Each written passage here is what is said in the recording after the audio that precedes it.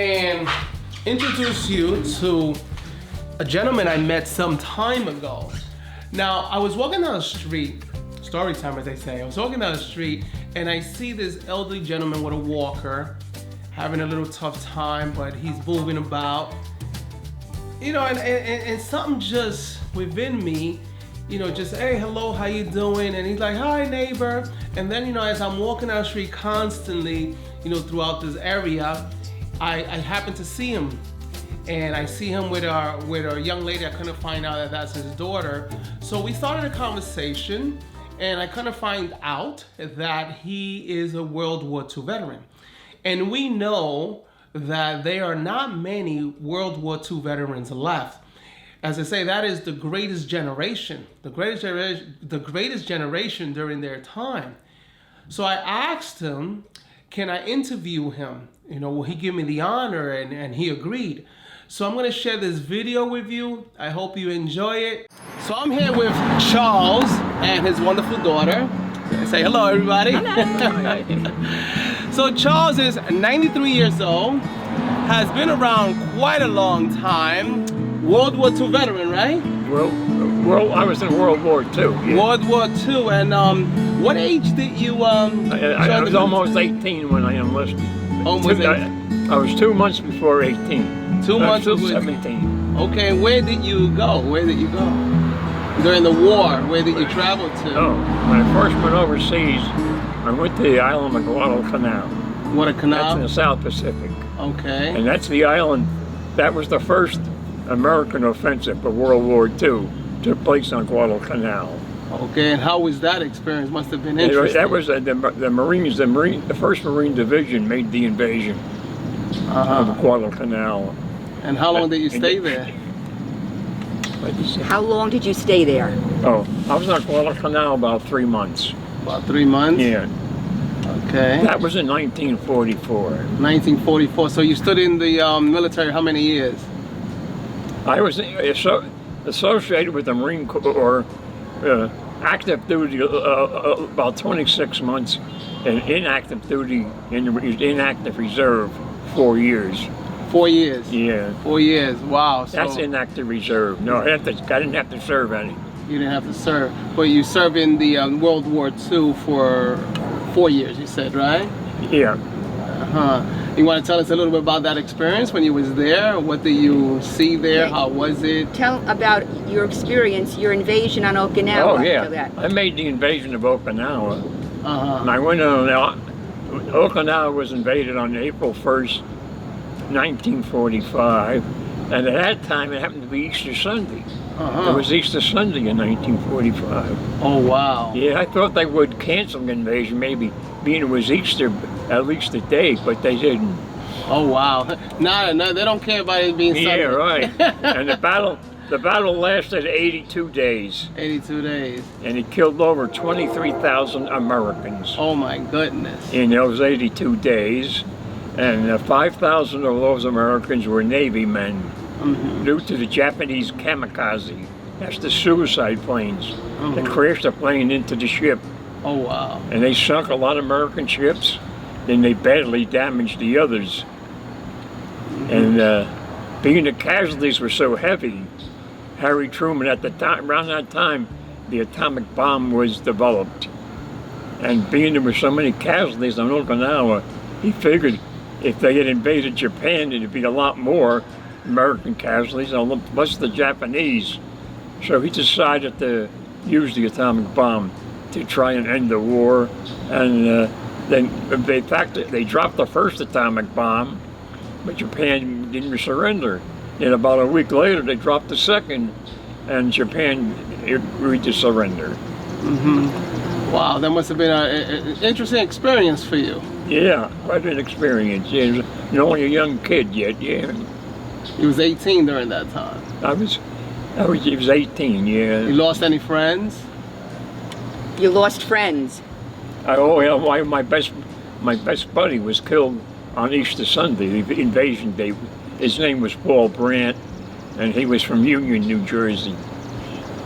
Wow. And oddly enough, they were born the very same day, June 3rd, 1926. And he happened to have the same birthday as me. And was he with you side by side, or he was in a different platoon, or? He was not side by side. No, he wasn't he was in another outfit. Yeah, another outfit. It was in And my parents, they didn't tell me till the Battle of Okinawa was over. They didn't want to tell me during the battle. And how was it when you finished serving? How was it when you came home? Oh, it was nice. It was nice to get home again, to see my friends and all. Did America welcome the soldiers back? How did America welcome the soldiers back? Oh, they have parades and everything. Yeah. Big difference from Vietnam. Yeah. They gave us a good parade. Yeah. What was the difference? Then they called us the finest generation. I think the greatest generation, they say. They Yeah, the called World us the War greatest II. generation, the World War II generation. And then when the war was over, tell Orlando where you lived for 6 months. Well, After the war, where you lived for 6 months on occupation duty. Oh, I was on occupation duty in North China. In North China. Yeah, the city of Tientsin, and that's located near the capital, Beijing. How was that experience? That was a great occupation duty. Occupation duty. Yeah. What did you do there? There was a lot of Japanese soldiers there. We had to get them ready to go home, go back to Japan. You stayed there for 6 months? Yeah, I stayed there 6 months. Then I came home, and I got discharged in Merrill. And I think you were in Hawaii on the way home, I weren't stopped you? in Hawaii on the way for a while. home, yeah. And you were in the Solomon Islands as well, right? Solomon Islands. In the Guadalcanal. And Solomon Islands. That's when I first went overseas. And Mog Mog. Oh, right, Mog, and Mog's were a recreation island. Yeah. That was in Ulithi, yeah. You had a good time there? Or that, They had a little recreation there. A couple of cans of beer and like that, and that was about it. A couple of cans of beer, that's about it? Yeah. You know, so you was able to party and have a good time, because after the war you said I'm feel good that I lived through this, right? Yeah. You know? And he missed the Korean War. He got discharged I from got out of the reserves, the Marine Corps reserves, two weeks before the Korean War broke out. If I was in the reserves yet, I would have been called back for the Korean War. Oh wow! But I didn't re-enlist. Yes, yeah, that's a good thing, right? If I wanted to re-enlist, but I turned it down. Well, actually, you wanted to, but your brother talked you out of it. My brother talked me out of it. You wanted to? He was going to re-enlist, and his brother talked him out of it. Why did you want to re-enlist after surviving World War II? Yeah, I don't. I just like the Marine Corps. Yeah. Any of your buddies are still alive from the Marine Corps? Yeah. When the war ended, I went to Ohio and visited my buddy Tony Roselli. Well, he's gone now. I went out there twice to visit him. Yeah, he was one of my best buddies when I was in the Marines. And I had another buddy from Woodbridge too. He was raised in Woodbridge. Okay, and what about the, I don't know what they call them, the, what is it, a platoon captain or the captain of the Marines? Oh yeah, tell him the coincidences with Buzzy Fox. Your drill sergeant. Drill sergeant, I don't know what they call them. I was walking down the street, and this man comes walking towards me.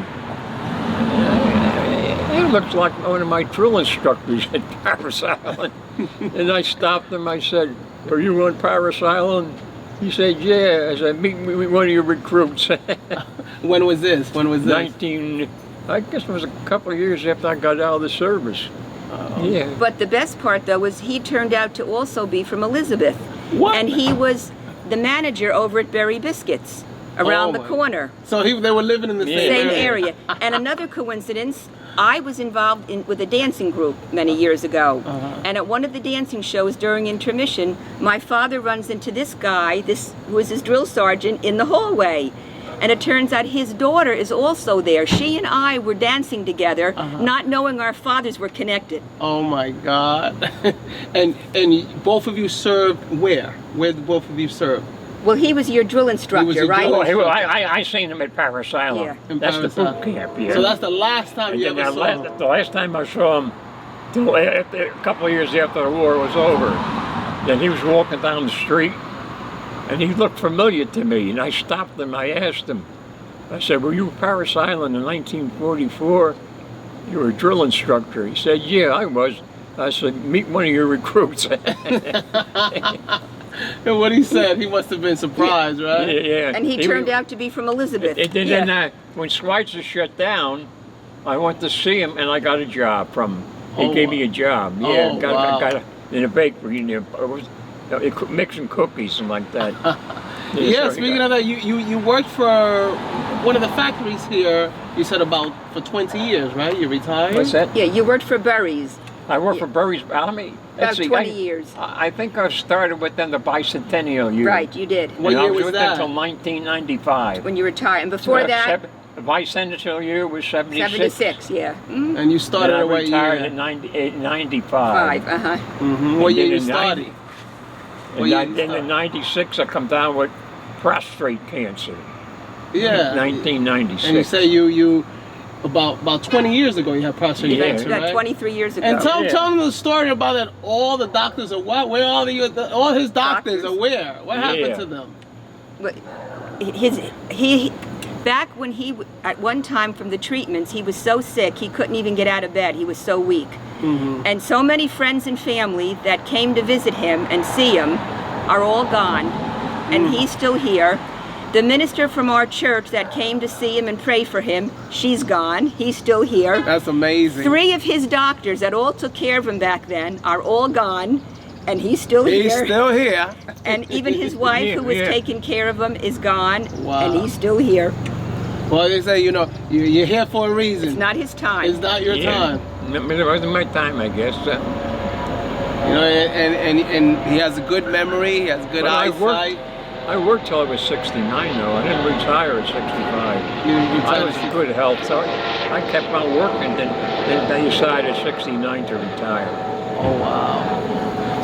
So back to the original conversation in terms of World War II. So when you left the service, Yeah. you returned back to New Jersey. I was in New Jersey all my life. You returned into Yeah. New Jersey, and you said that you lived down the block, right? Yeah. You lived Yeah, down the block. Louisa Street. And lived in Louisa I'm born Street. and raised in Elizabeth. Yeah. How was the neighborhood during that time? It was a good neighborhood, yeah. It was a good neighborhood. Yeah. Has it changed a lot? It's about the same today. Yeah, I think it's different as far as people from different wait a minute. countries, but The only thing that's different is the street at that time, when I was living there, it was small, it was cobblestone. oh, okay. And then they repaved it. Oh, It's okay. all repaved, Cobblestone yeah. Street. And another part of great history that we need to discuss. Charles lives in an amazing home. You want to tell him a little about the home where you live, and when did you purchase this home, and a little history about this home? The history of the home. When did we move here? In 1961. 61. And yeah. who used to own this And house? this is a historic house because I didn't know about that. at the time. We learned that later. Tell We him who heard that lived later. here. Duesenberg. Right. Duesenberg. That He owned was the. the automobile producer. And that was, they said, the And world's he had- fastest car? Remember the Durant building over here? That big building, it's gone now, but I don't remember because I wasn't around. It was the cookie factory. It at was the one. cookie factory. yeah. See, he didn't live here at that I time. don't remember. Yeah. It was a long time ago. Yeah. But I know you're from Brooklyn. I know that. Yeah. So the Duesenbergs used to live here, Yeah. and they had their He made and I think the Carpenter. Augustine, was it Augustine that used to live here? No, Frederick lived here, Frederick and his lived here. brother Augustine lived down the street. Lived down the And block. the Carpenter lived here one time. Yeah, and then a lady- And she went to our church, wasn't she? No, she- left money. Yeah, she was another woman who was quite well-to-do. She owned thread mills, and she lived here. And what year was this? Oh, Let's I go don't. in the I really years. don't know the year. And then a Dr. Kellhofer lived here as well. And then Gaspar Monticello lived here. He was and a he was the contractor. contractor. And then he divided up the land and built some other houses. Okay. And we bought it from him. We bought it from And we've him. been here since 1961 when he sold it to us. Been here about 50 years, right? Yeah, we've been here 58 years. Wow. Yeah, 58 years. Been here what a 58 place. years. I wasn't even born yet. Yeah, I know. So all the original neighbors are no longer here. Yes, you know, yes, we're the longest ones now on the block. And she has this home beautiful. You know, I was walking by one day and she told me the history about the home. So I went online and I was like, wow.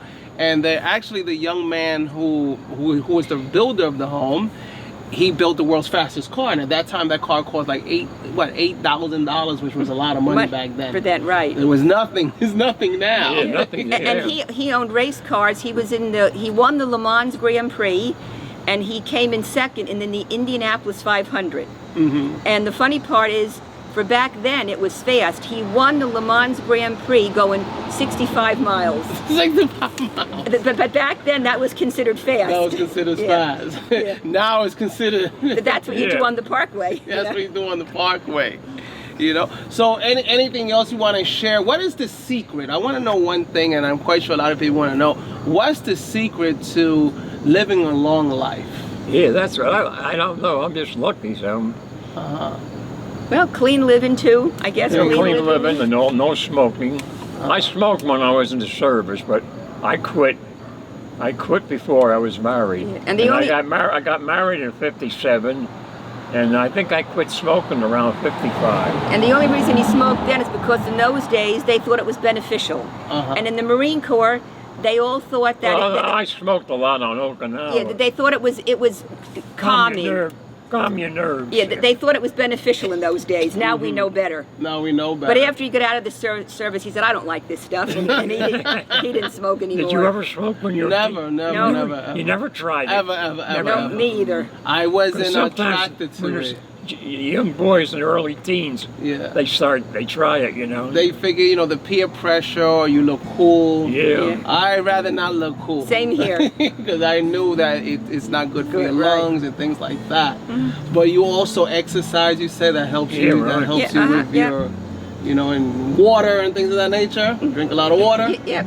And eat good. Yep. He eats well. And he's a life member of an astronomy club. He has his own telescope. Okay. And tell him about the astronomy conventions you went on. Oh, I've been on 9 of them. Yeah, Vermont. Vermont, and you met a Russian cosmonaut. Yeah, I met a Russian cosmonaut, and I met the scientist who discovered the planet Pluto. How was that? How was the conversation with him? That's the last planet to be discovered, Pluto. Right. Yeah. And you went to Wisconsin on another astronomy trip. And then you were in. Was it on the naval? I went to Wisconsin on a convention. And aren't you one in Washington D.C. as well? I was in Washington D.C. the Naval Observatory. Yeah. So you've had a very, very interesting life. You know, I use the word interesting because it's a massive. You've traveled a lot. You've done a lot of great things. And in his day, they didn't go in the war then. They didn't go by plane. Everything was by ship. Everything was by ship. Yeah. And you survived coming home. The trains come when you were in front of us derailed. When you were discharged. It killed a few Marines. Yeah. Wow. When train in front of me. When was this? When they were discharged, there was a train from California that traveled cross country bringing the East Coast Marines home. And they were almost at their destination when one of the trains jumped the track and derailed. Wow. He was in a car that stuck to the tracks. Oh my God. It's not your time to go. Yeah, right. It's not your time. Every time you get close, like, no, we're not ready for you. Yeah, right. He even survived an accident before he was born. His mother and father were in a head-on collision. A man in another car had an epileptic seizure and crashed into his parents head-on. His mother, there was no seatbelts in those days. His mother ended up in the street with internal injuries. He was born 3 days later, perfectly fine and healthy. Oh, wow. That's definitely, definitely something to be proud of and glad to be here. Yeah. That's the only reason he was actually born in a hospital, because in those days you were born at home. Yeah. So his mother was in the hospital from the accident. Oh my God. So I think he was probably the star baby there. You know, he was the baby from the accident. You don't, in Brooklyn, I don't think you remember Ebbets Field, do you? What's that? Ebbets Field where the Brooklyn Dodgers play baseball. I read about it. You heard of it, yeah. I've heard about but it. It used to be on Bedford Avenue, if that's familiar to you. Yes, Bedford Avenue is familiar. Bedford Avenue in Brooklyn, yeah, that's where it was. You went to see they them? took it down. Have you went to see them? Yeah. Someone told me now that there's a big parking area there now for cars. Yeah, everything changes. Yeah, he enjoys sports. He watches all kinds of sports on TV. Okay. Oh, yeah, watch everything, yeah. And years ago, he used to follow the high school sports. Yeah, when he was in his younger days, he used to go to the football games and the basketball games and There was even a story about him and his picture in the paper one time. Him and his friends, they were called the Entourage because they were always at all the games. And the paper ran a story about them. Oh wow. I think, I didn't know it, but it was in the New York Times. Yeah. West called, didn't Yeah. he? He said my picture was in the New York Paper. Times. Yeah. There was a correspondent there, and he was covering the basketball game. So he was interviewing different people of the movement. Well, thank you so much. Thank you so much for. You okay? giving That's us- about it. I can't think of anything else. So. Thank you. Oh, Carol. you're welcome. Thank you. With that, we'll see y'all again. Let's say bye to everybody. Yeah, bye. Let's say bye.